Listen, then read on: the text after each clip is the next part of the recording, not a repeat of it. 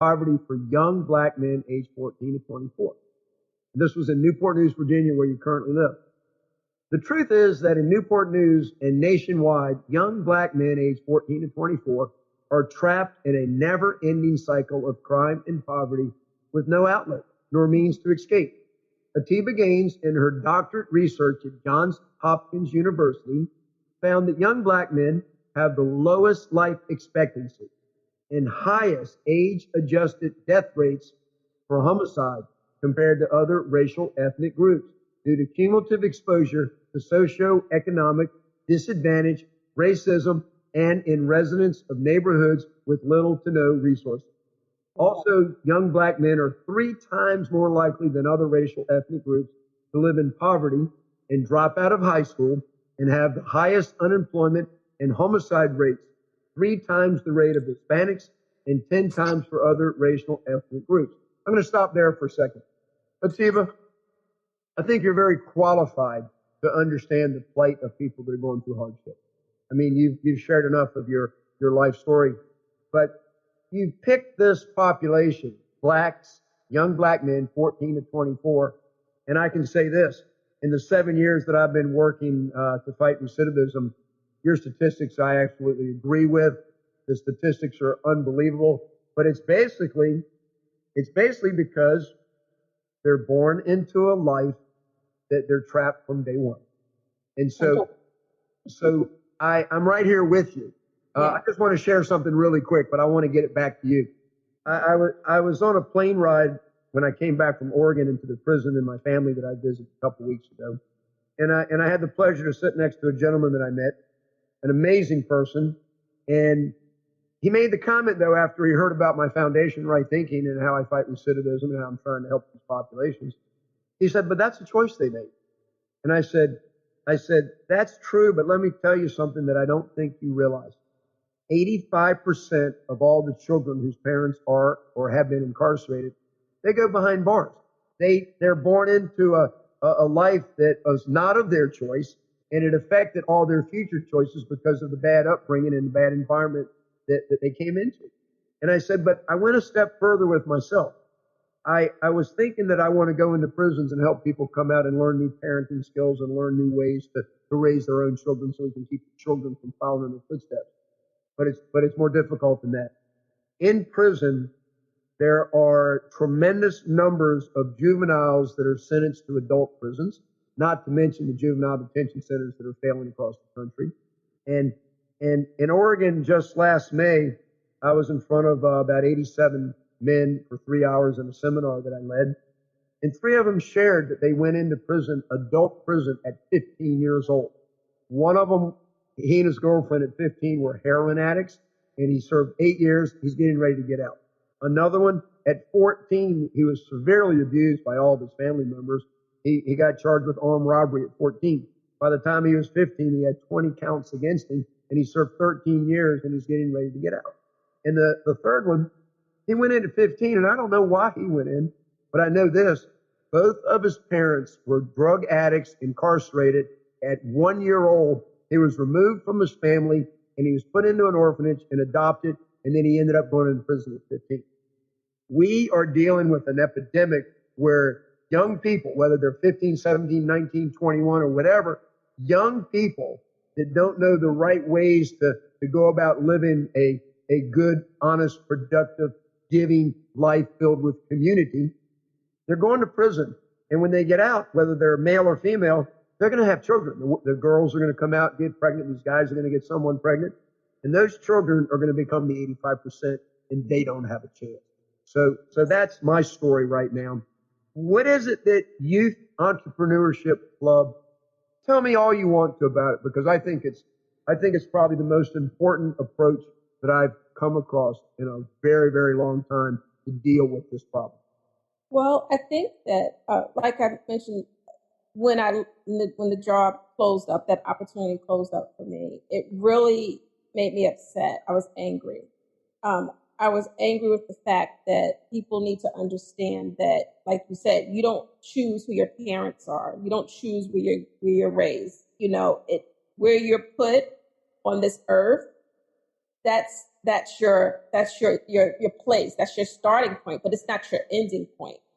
And I think that we have, as a society, have to understand that because someone because I could have winded up in jail. I didn't, but I could have. I could have had a record and needed to work with Wade to get my record expunged. So there's a lot of circumstances that can happen to people, but we have to be humble. One, we have to understand that we are human beings, and these young people that's going through these situations, that even though you think that they have a choice, do they really have a choice? They don't. You do. Just like I said, when I was little, I figured out how I can get a couple of nickels by getting a steep down newspaper to sell it for a nickel when it was free around the corner. Wherever you're placed, that's where you learn, and that's how you learn to survive. So for me, in starting Truth, just to back look, but what happened to me in that situation, it put a fire underneath me that said, I'm going to prove to her that I'm worth something. So I remember sitting in my closet, and all I had was $50, and I was reading this article about how human trafficking shelters were closing in the United States because all the money was going abroad because people thought that there was no sex trafficking issues here in the United States. This was not happening here in the United States. That was an international problem. Well, that's not true. No. It's happening in our backyard. It's happening in the land of the free, the United States of America. Interstate 95. Interstate 95, truck stops. If you stop there to get a candy bar, look around. It's happening. So I began to collect shoes, celebrity shoes, and auction it off. My first donor was Sarah Jessica Parker. And I remember going to UPS store because I had the UPS account set up there. And I would go in there and ask the people, and did I get any shoes there? Did I get any shoes there? And they said, no. So one day they called me. They said, you have a package. And I said, does it say who it's from? They said, no, it just says New York. And I went in there, and I remember opening up the package. It was 3 pairs of shoes from Sarah Jessica Parker that she sent me these shoes to auction off to raise money for one of the shelters. And I remember there was a lady in there, and this is a white lady, a white older lady. She looked at me and said, how did you get that? And it's that. And I said to her, I said, God. I said, favor. I said, prayer. I said, purpose. And I think that we have to, no matter white, black, whatever, we have to suspend our judgments about people on how they look on the outside, because you do not know what they're made of on the inside. And I did well with that nonprofit. I got Sarah Jessica Parker. After that, Barbara Cochran, Jada Smith. So I can go on and on. I did well, and I won the Clinton Global Initiative Award that took me to Malaysia, and I received an award as top 10 social enterprises from the United States of America, and I was there to represent the United States in Malaysia. Hallelujah. Yes, and it all happened from that lady in that office saying to me that I was not worth enough to stay in teaching marketing. I used my marketing to build my nonprofit.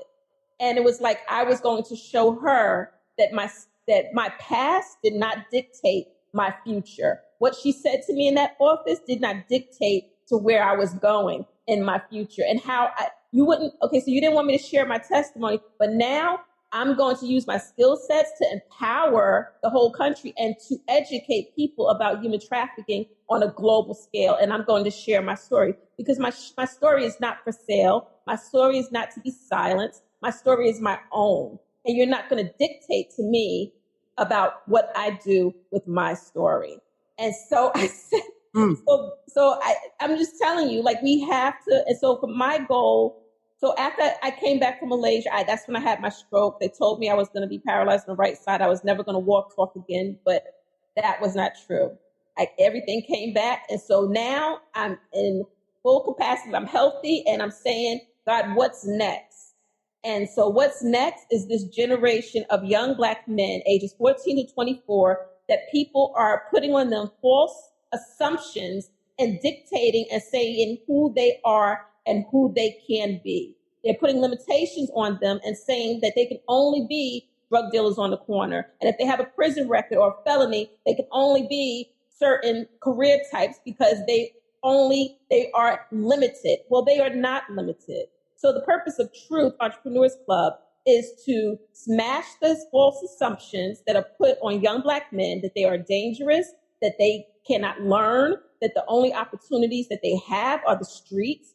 That is not true. The purpose of Truth Entrepreneurs Club is to teach young Black men how to turn their hustle into a legal hustle. I don't want them to come in there also. I'm not going to change the dynamics of who they are as a person. If you're a hustler, I want you to stay a hustler, but I want you to be a legit hustler. I want you to keep those street skill sets, because those street skill sets that I learned at 2 and then 2nd grade, then 3rd grade, those are the things that help me now to be able to go to any celebrity, any politician and say, this is what I need. Will you help me? Because I'm not scared to ask. Just like I asked a man from Blockos for a sandwich, I'm still good at the ask. Yeah. Let me read your definition that you have here of truth. Truth is a noun. The inherent talent or potential within each young Black man not given the full right opportunity nor privilege to actualize. You know, given this population a chance. Yes. A chance. And the world needs to wake up, because the second chance that some people need, or even the first chance for this young population, will change all of society. And you're exactly right about the street hustle. I'm the same way. When I teach entrepreneurship to people behind bars, I let them know, I said, let me tell you something. Y'all could teach me. Y'all understand the free enterprise system, the supply and demand, better than most people do. And what I try to teach them is, you got to be legal though, so you don't have to have, you don't have to be stopped. You don't want to be out there operating without a license and do whatever, and then all of a sudden be shut down. But one of the most critical things about a business at a level, once you're already in it, you got to know your costs, and you got to know, you got to have cash flow planning, and you got to have credit and working. In other words, teaching entrepreneurship to people that already have street skills is a joy and a pleasure, because they all have this moment where, man, that ain't nothing. That ain't nothing compared. I understand what you're saying. I mean, I already do that. Yes. And you go, but what you don't do is you don't put into your overheads the cost of having all of your licenses, proper insurance, things of this nature. And so it's a joy to get someone who's smart. I mean, street smart. Get them to finally make up their mind that they want to do it the right way. That's the first step right there. Once they decide they've had enough. I like to quote the scripture where it talks about, when I was a boy, I thought like a child. And when I was a child, I thought like a child. Well, I like to pose this question to people. Haven't you had enough yet? Aren't you ready to just stop doing things that are distracting you from being able to be the person that you're supposed to be that person that God created you to be? And so, in other words, the world needs more Atebas, needs more people that want to give back to them, use your own influence. And Ateba, your story is amazing, because you didn't just get out and get a good job and live a nice, clean life. You are mobilizing resources to take to the streets, to the people that need that opportunity. So we're going to have to get together many more times, but let me talk about Richard Ross with you for a minute. Yes. When you gave me some materials, we have about 5 or 6, 7 minutes to go, so we'll talk about Richard for a few minutes. Richard Ross, you sent me an online copy of a book that he's put out that's a photography book that he did a 5-year study in something like 1,000 juvenile institution centers. And he did the most graphic photography of what life looks like for juveniles. And throughout the book, he editorializes different information. And one statistic that I read, the question was asked when there was some photography from a female juvenile detention center.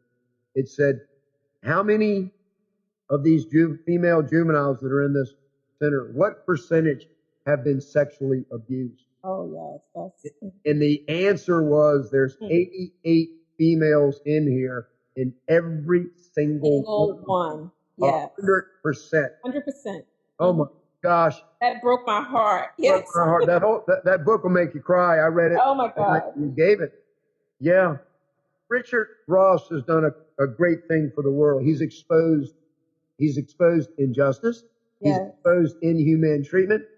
But I want to kind of turn it over to you after I make this statement. I want to have many more